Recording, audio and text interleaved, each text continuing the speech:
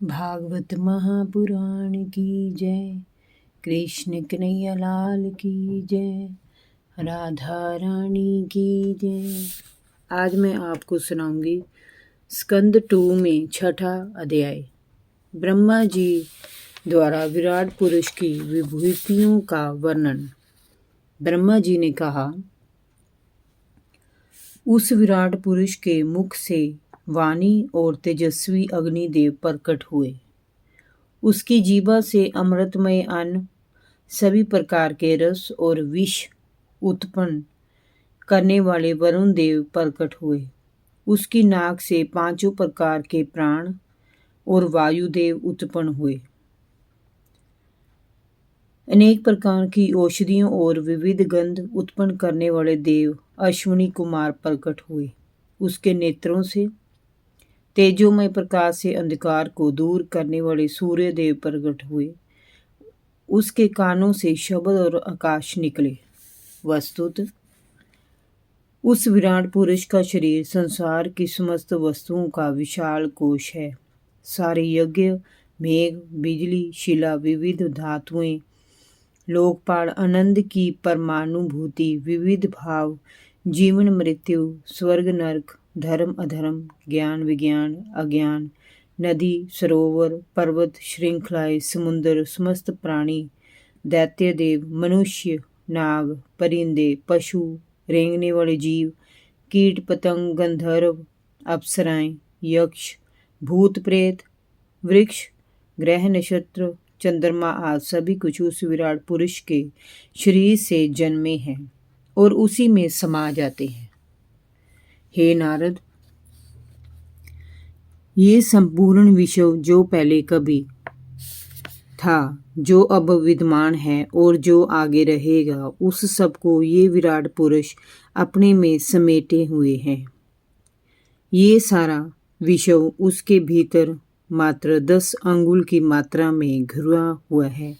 जो कुछ भी मनुष्य के कर्मों और संकल्पों से बनता बिगड़ता है, वह उस सब से परे है और एक तट दर्शक की भांति समस्त जीवों के क्रियाकलापों को देखता रहता है। वह मोक्ष का स्वामी है। उसका पार पाना सहज नहीं है। उसके चरणों में भूलोक, हृदय में भूवरलोक मीन्स अंतरिक्ष, और मस्तक में महरलोक मीन्स ऊपर के 7 लोकों में चौथा है। उसके भी ऊपर 3 लोकों जन, तप और सत्यलोक में कर्मश, अमृत, क्षेम और अभय का नित्य निवास रहता है। परमात्मा का सानिध्य प्राप्त करने के लिए शास्त्रों में 2 मार्ग बताए गए हैं।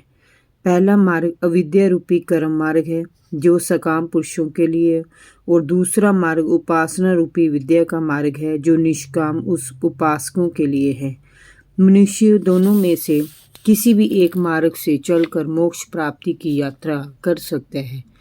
भगवान दोनों ही मार्गों के आधारभूत हैं। जैसे सूर्य अपनी किरणों से सभी को प्रकाशित करते हुए भी सभी से अलग है, वैसे ही जिस परमात्मा से इस जगत की उत्पत्ति हुई है, वह परमात्मा में रहते हुए भी उससे तटस्थ है।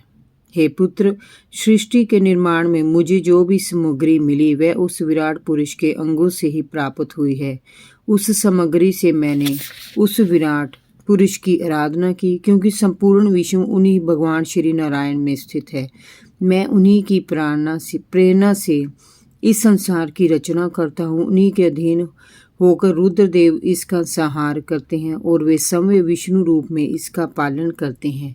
ऐसा कुछ भी नहीं है जो परमात्मा से विलग हो। प्रिय नारद, मैं प्रेम पूर्वक उत्कंठित हृदय के उद्गारों से भगवान का नित्य स्मरण करता हूँ और सदैव उन्हीं में मगन रहता हूँ।